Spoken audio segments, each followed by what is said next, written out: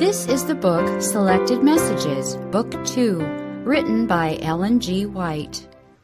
From the book's foreword come the following paragraphs.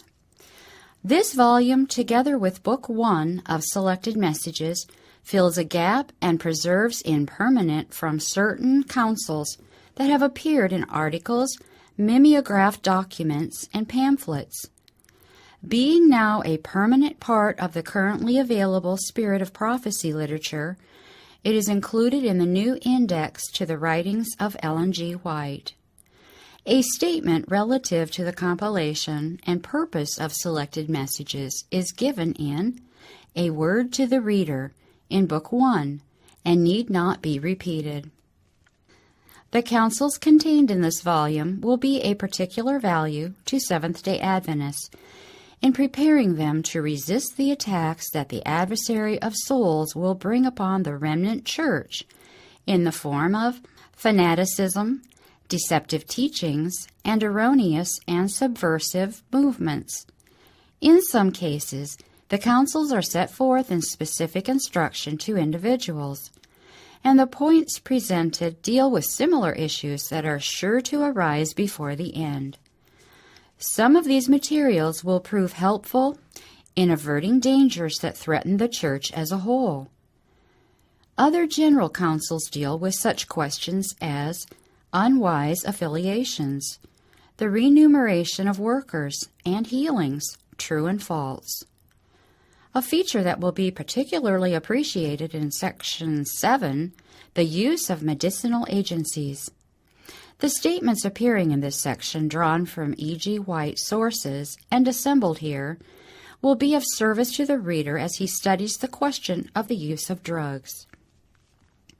The volume closes with valuable appendix items. The first consists of 6 chapters.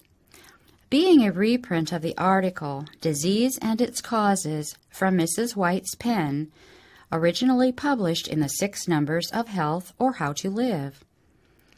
In the printings subsequent to 1967, 2 additional appendix items appear.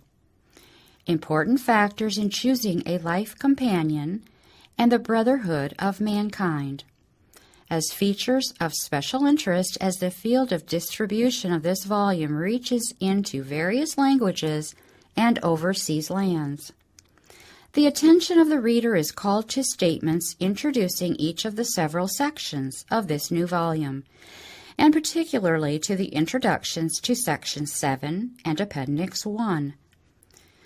It was pointed out in A Word to the Reader in Selected Messages, Book 1, that the materials in the various sections are quite unrelated, but for the sake of convenience they are brought together in these permanent volumes. It is fitting that the volumes should close with the section entitled, As We Near the End.